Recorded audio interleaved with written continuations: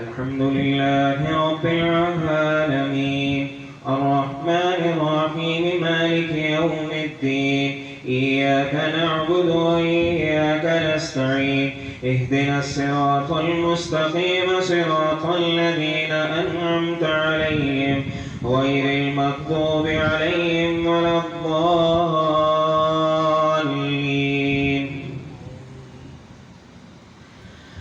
إذا زلزلت الأرض زلزالها وأخرجت الأرض أثقالها وقال الإنسان ما لها يومئذ تحدث. الحمد لله رب العالمين الرحمن الرحيم مالك يوم الدين إياك نعبد وإياك نستعين اهدنا الصراط المستقيم صراط الذين أنعمت عليهم غير المغضوب عليهم ولا الضالين.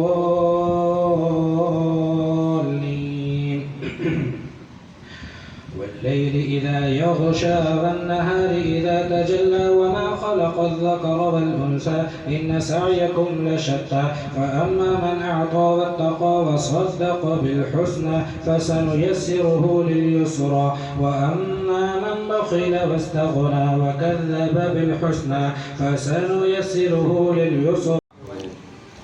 هو خير مما يجمعون. وقال رسول الله صلى الله عليه وسلم إن هذه القلوب تصدأ كما يصدأ الحديد إذا أصابه الماء. قيل يا رسول الله وما جلاؤها؟ قال كثرة ذكر الموت وتلاوة القرآن الكريم أو كما قال صلى الله عليه وسلم. قرآن کریم کے بہت سارے حقوق ہیں. پہلا حق یہ ہے کہ قرآن پر ہمارا ایمان ہو. آمنت باللہ و ملائکتہ و کتبہ، کہ اللہ پر ہمارا ایمان، تمام فرشتوں پر ہمارا ایمان، تمام آسمانی کتابوں پر ہمارا ایمان. ہمارا یہ ایمان ہے قرآن کریم اللہ کا کلام ہے اور یہ اللہ کی کتاب ہے.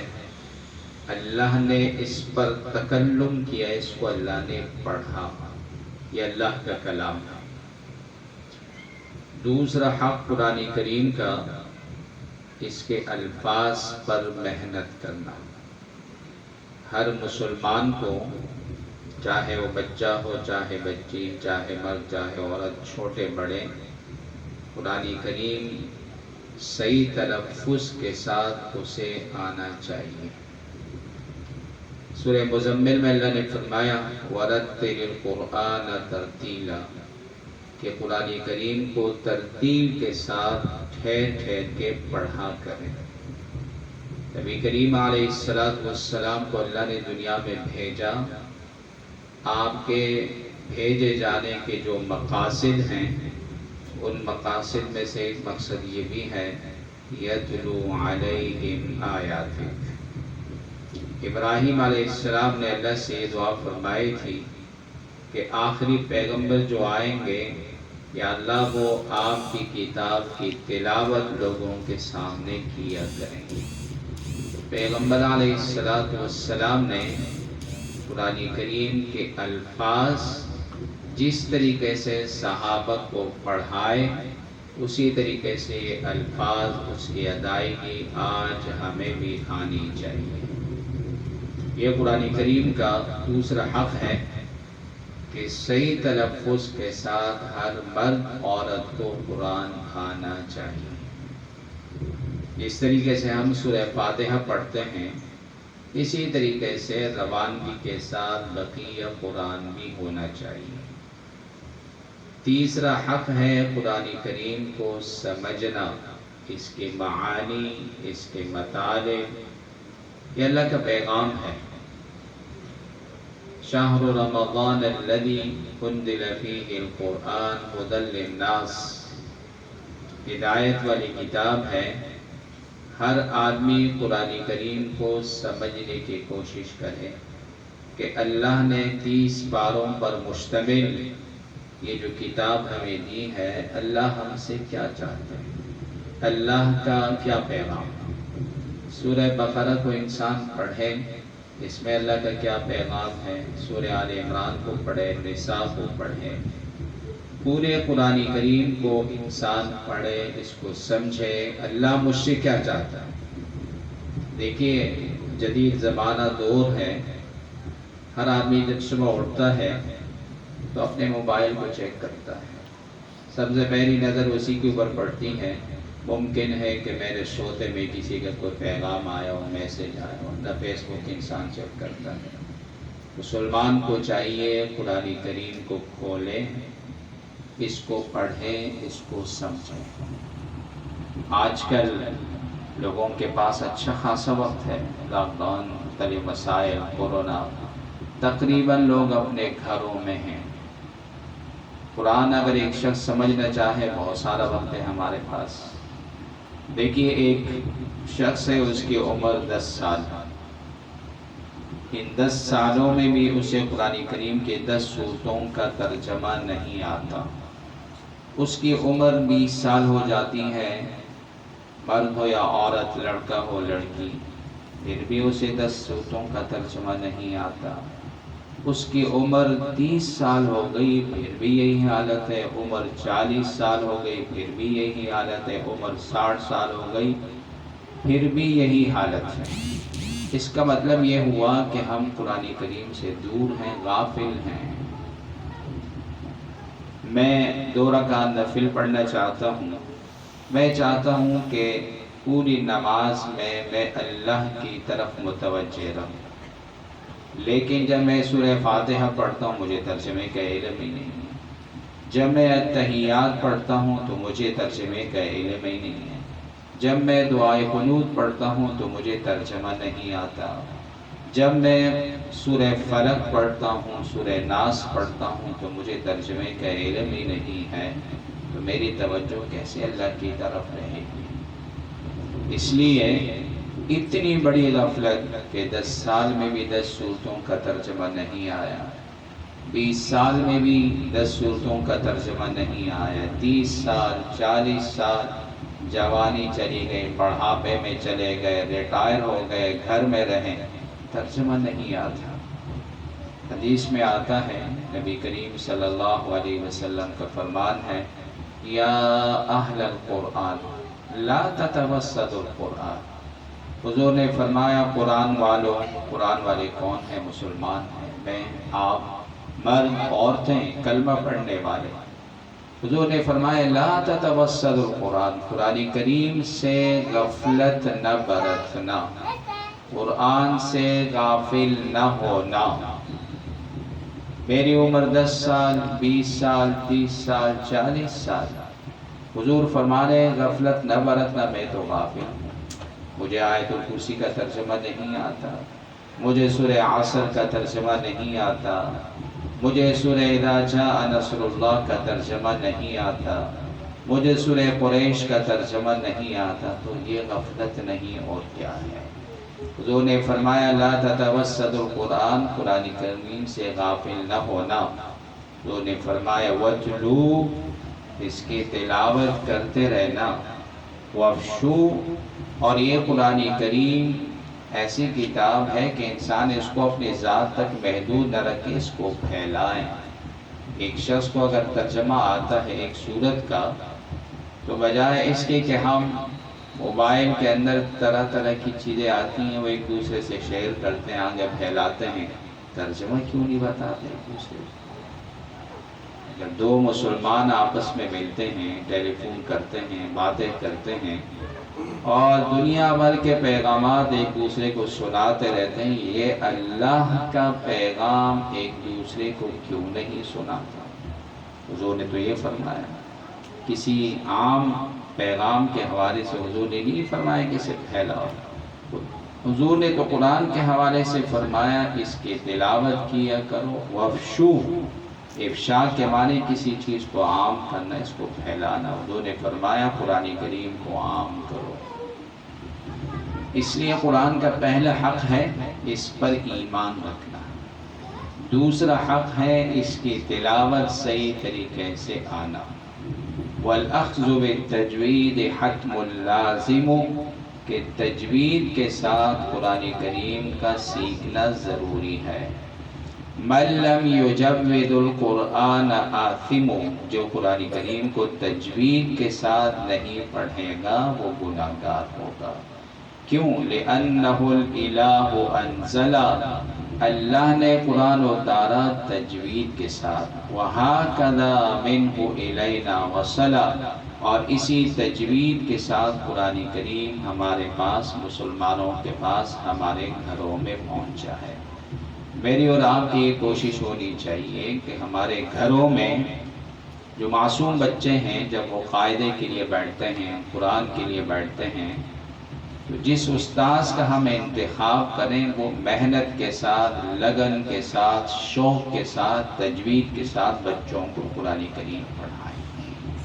اس لیے کسی عاقل نے کہا، سمجھدار نے کہا کہ التعلیم فی الصغر کالنقش علی الحجر والتعلیم فی الکبر کالنقش علی الہوا او علی الماء، کہ ایک آدمی اگر بچے کو چھوٹی عمر کے اندر تعلیم دیتا ہے، اس کے ایسے اثرات ہوتے ہیں جیسے آپ پتھر کے اوپر لکیر لگا دیتے ہیں. پتھر کے اوپر اگر انسان لکیر لگا دیتا ہے تو کتنے سال گزر جائیں لیکن وہ لکیر رہتی ہے، وہ لائن اس کے اوپر جمی رہتی ہے. اسی طریقے سے ان بچوں کو اگر صحیح تربیت ان کی جائے اور ان کو قرآن کریم سکھایا جائے، یہ قرآن کریم ان کے دل و دماغ پر نقش ہو جاتا ہے تجوید کے ساتھ. نبی کریم علیہ السلام کا فرمان ہے لَأَن يُؤَدِّبَ الرَّجُلُ وَلَدَهُ خَيْرٌ لَهُ مِنْ أَن يَتَصَدَّقَ بِصَاعٍ، ایک شخص اپنے اولاد کو آداب سکھاتا ہے، دینی آداب سکھاتا ہے، یہ اس کے لیے نفلی صدقہ اور خیرات سے زیادہ بہتر ہے. حدیث میں آتا ہے، صحابی ہیں عمر بن ابی سلمہ رضی اللہ عنہ، وہ خود واقعہ بیان کرتے ہیں کہ میں چھوٹا تھا، حضور کے گود میں تھا. كنت غلاما صغیرا فی حجر رسول اللہ صلی اللہ علیہ وسلم، کہ میں چھوٹا تھا، حضور کے گود میں تھا. کھانا سامنے آیا اور جیسے بچوں کی عادت ہوتی ہے کہ وہ سکون سے نہیں بیٹھتے ہیں، کھانا کھاتے وقت بھی کبھی ہاتھ ادھر جاتا ہے، کبھی ادھر جاتا ہے، کبھی سامنے سے، کبھی کسی اور کے سامنے سے. تو عمر بن ابی سلمہ فرماتے ہیں نبی کریم علیہ السلام نے میرا ہاتھ پکڑا اور مجھے اس موقع پر 3 آداب سکھائے. آج میرے اور آپ کے بچے جب ہمارے ساتھ بیٹھیں تو ہم یہ دیکھیں کہ حضور کی سنت کیا رہی، حضور نے بچوں کی تربیت کس طریقے سے کی. آپ صلی اللہ علیہ وسلم نے ان سے فرمایا سم اللہ، بیٹا اللہ کا نام لیجئے، بسم اللہ پڑھیے. کل بیمینک، دائیں ہاتھ سے کھائیے. کل مما یلیک، اور اپنے سامنے سے کھائیے. 3 آداب حضور نے ان کو سکھائے. آج ہمارے ساتھ ہمارے بچے بیٹھیں، والدین کو اس بات کی فکر کرنی چاہیے کہ یہ اس کی چھوٹی عمر ہے اور یہی تعلیم کی عمر ہے. آپ صلی اللہ علیہ وسلم کی میٹھی میٹھی سنتیں اس کو سکھانی چاہیے. ہوتا کیا ہے کہ بچے ہمارے ساتھ بیٹھ جاتے ہیں، ہم ان کو موبائل میں لگا دیتے ہیں کہ چلیے بچہ جو ہے وہ موبائل میں لگا رہے گا، ہم سکون سے کھانا کھائیں گے. نہیں، آپ صلی اللہ علیہ وسلم کی سنت کیا تھی؟ بچوں کی تربیت کرنا، بچوں کو سکھانا. اسی طریقے سے قرآن کریم کی تعلیم بچوں کو بچپن سے دینی چاہیے. بچپن سے جب ان کو تعلیم ملے گی انشاءاللہ یہ بہتر تعلیم پائیں گے. حدیث میں آتا ہے حضور نے فرمایا 3 چیزوں کی تعلیم بچوں کو دیا کرو. حب نبیکم، نبی کریم صلی اللہ علیہ وسلم کی محبت. جب ہم بچوں کے ساتھ بیٹھیں تو سیرت کی بہت ساری کتابیں ملتی ہیں، چھوٹے چھوٹے اس میں واقعات ہوتے ہیں. ایک ایک واقعہ آدھا آدھا پڑھ کر کے بچوں کو سنائے کریں، بجائے اس کے کہ ہم اردول کے جو ہے وہ ڈرامے بچوں سے ڈسکس کریں. ہم نبی کریم صلی اللہ علیہ وسلم کی سنتیں بچوں سے ڈسکس کریں. مجھے تو لوگ بہت اس کی تعریف کر رہے ہیں، بڑا اچھا ڈرامہ. میں کہتا ہوں وقت کے ضیاع کے علاوہ کچھ نہیں ہے. اس کے بجائے اگر ہم خواتین سورہ نور پڑھ لیتی، سورہ نساء پڑھ لیتی، ترجمہ پڑھ لیتی، سورہ بقرہ پڑھ لیتی، بہت کچھ مل جاتا. میں مسجد میں اب اعتکاف میں لوگ بیٹھے ہیں نا، کل میں نے سب کو بٹھایا تھا، میں نے سنا ہے دعائے قنوت سے رکھا، تو دعائے قنوت یاد نہیں ہے. میں نے یاد کرانی ہے ان کو. دعائے قنوت یاد نہیں ہے، ترجمہ کیسے آئے گا؟ سورہ اخلاص کا ترجمہ یاد نہیں ہے. وقت ہمارے پاس ہے، وقت ہم ضائع کر رہے ہیں. وقت ہمارے پاس بہت ہے لیکن وقت ضائع ہو رہا ہے. نہیں، قیمتی انسان وہ ہے جو اپنے وقت کو قیمتی بنائے. حدیث میں آتا ہے نعمتان مغبون فیہما کثیر من الناس الصحۃ والفراغ. دو نعمتیں ایسی ہیں کہ لوگ اس کے حوالے سے غلط فہمی کے شکار ہیں. ایک صحت کی نعمت ہے، جب تک انسان صحت مند ہوتا ہے اس کو فکر نہیں ہوتی. جہاں صحت خراب ہو جاتی ہے پھر انسان کو پچھتاوا ہوتا ہے کہ نہیں میں نے غلط کیا.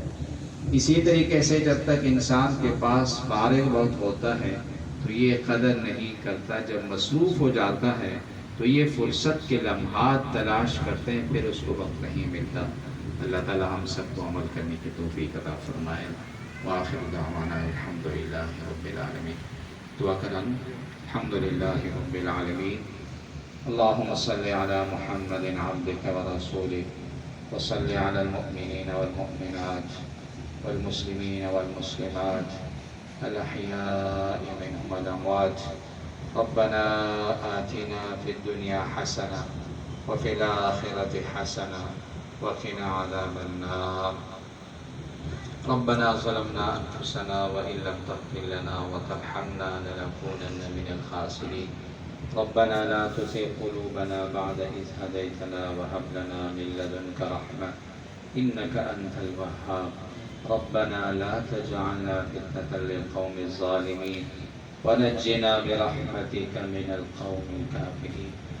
ربنا اغفر لنا ولإخواننا الذين سبقونا بالإيمان ولا تجعل في قلوبنا غلا للذين آمنوا ربنا إنك رؤوف رحيم. ربنا اغفر لنا ولإخواننا الذين سبقونا بالإيمان ولا تجعل في قلوبنا غلا للذين آمنوا ربنا إنك رؤوف رحيم. ربنا هب لنا من أزواجنا وذرياتنا قرة أعين واجعلنا للمتقين إماما. اللهم اكفنا بحلالك عن حرامك وأغننا بفضلك عمن سواك. اللهم أعنا على ذكرك وشكرك وحسن عبادتك. يا حي يا قيوم برحمتك نستغيث أصلح لنا شأننا كله ولا تكلنا إلى أنفسنا طرفة عين. اللهم إنا نعوذ بك من زوال نعمتك وتحول عافيتك وفجاءة نقمتك وعن جميع سخطك. اللهم إنا نعوذ بك من الحول بعد القول. مولا کریم ان بچوں نے جو قرآن کریم ختم کیا الحمد سے لے کر والناس تک، ان کی طرف سے اور سننے والوں کی طرف سے اللہ اس کو اپنے دربار عالیہ میں قبولیت عطا فرما. قرآن کریم پڑھنے والوں کے لیے، سننے والوں کے لیے جس اجر کا آپ کا وعدہ ہے یا اللہ وہ اجر عظیم ان سب کو عطا فرما. یا اللہ یہ دعاؤں کے قبولیت کا موقع ہے، ہم سب کے گناہوں کو معاف فرما، ہم سب کے روزوں کو اللہ قبول فرما، کمی کوتاہیوں کو اللہ معاف فرما. پہلا عشرہ چلا گیا رحمتوں کا، اس کی ساری رحمتیں ہم سب کو عطا فرما. دوسرا عشرہ بھی ختم ہو گیا، یا اللہ ہم سب کے گناہوں کو معاف فرما. تیسرا عشرہ ہے، آخری عشرہ ہے، یا اللہ جہنم کی آگ سے ہم سب کو آزاد فرما. یا اللہ تاخراتوں میں سے آج دوسری بڑی رات ہے، شب قدر اللہ تمام حاضرین اور ہم سب کو نصیب فرما کہ ایک رات کی عبادت جو 1000 مہینوں سے افضل اور بہتر ہے، اس امت کے لیے یا اللہ ہم اس امت کے افراد ہیں، محتاج ہیں، کمزور ہیں، یا اللہ یہ رات اپنی شان و شوکت کے ساتھ ہم سب کو عطا فرما۔ اس عظیم رات میں ہمیں گناہوں سے بچنے کی توفیق عطا فرما۔ حاضرین حاضرات کے تمام جائز حاجتیں اور ضرورتیں پورے فرما۔ یا اللہ جتنے مرد حضرات ہیں، جتنی مستورات ہیں، سب کے الگ الگ مسائل ہیں، اللہ آپ کے علم میں سب کے مسائل حل فرما، سب کے انفرادی اجتماعی پریشانیوں کو اللہ ختم فرما، گھر کے اندر کے باہر کے تمام مسائل حل فرما، بچوں کے، بچیوں کے، بڑوں کے اور چھوٹوں کے مسائل حل فرما، سب کو اللہ عزت کے ساتھ رزق حلال وافر مقدار میں عطا فرما، بے اولادوں کو اولاد صالحہ عطا فرما، ہم سب کو اللہ اولادوں کی خوشیاں نصیب فرما۔ کہ اللہ ہمارے بچوں کو، ہماری اولادوں کو ہماری آنکھوں کی ٹھنڈک کا ذریعے بنا۔ جن احباب نے دعاؤں کے لیے کہا ہے، اڑوس پڑوس کے دوست احباب، مسلمان بھائی بہنیں، اللہ جو بھی ان کے مسئلے مسائل ہیں، پریشانیاں ہیں، اللہ ان کی پریشانیوں کو ختم فرما، ان کے مسائل کو اللہ حل فرما، ہمارے صفوں میں اللہ اتفاق و اتحاد ہم سب کو عطا فرما، بابرکت زندگی، بابرکت روزی اللہ سب کو عطا فرما، شروع رمضان سے لے کر اب تک جو مانگا اللہ وہ بھی عطا فرما، اور جو ہم نہیں مانگ سکے اس میں ہمارے لیے بہتری اللہ وہ بھی عطا فرما۔ جتنے مریض ہیں، بیمار ہیں، حاضرین میں، حاضرات میں، چھوٹے بڑے، مرد عورت، اسپتالوں میں، گھروں میں، اور جن احباب نے مریضوں کے حوالے سے کہا ہے، کورونا میں یا دیگر امراض میں مبتلا ہیں، اللہ سب کو صحت کی نعمت عطا فرما، سب کی بیماریوں کو اللہ ختم فرما، یا اللہ پہلے سے زیادہ صحت عطا فرما۔ یا اللہ رمضان مبارک کا مہینہ رحمتوں کے ساتھ، برکتوں کے ساتھ، نعمتوں کے ساتھ، یا اللہ عبادتوں کے ساتھ، قبولیتوں کے ساتھ ہمیں ہماری زندگی میں بار بار عطا فرما۔ نبی کریم علیہ السلام کی سچی محبت عطا فرما، اور آپ صلی اللہ علیہ وسلم کی ایک ایک سنت اپنے سینے سے لگانے کی توفیق عطا فرما۔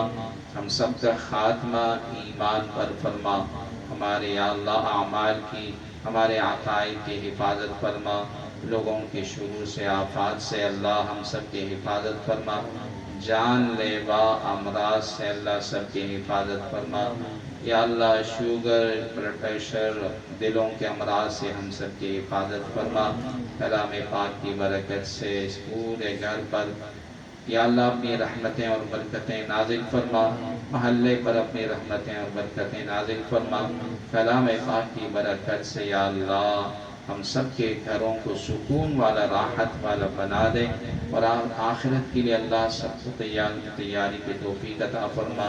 ہمارے محترم فیروز الدین صاحب یا اللہ جو دنیا میں نہیں رہیں، اور ان بچوں پر انہی کے محنت تھی، یا اللہ ان کی کامل مغفرت فرما، اور ان کی دادی اماں کی یا اللہ کامل مغفرت فرما۔ ہمارے جتنے عزیز و قارب رشتہ دار دوست احباب گئے ہیں، اس خاندان کے جتنے عزیز و قارب رشتہ دار دنیا سے گئے ہیں، کلام پاک کی برکت سے اللہ ان کو جنت الفردوس میں اعلیٰ مقام عطا فرما۔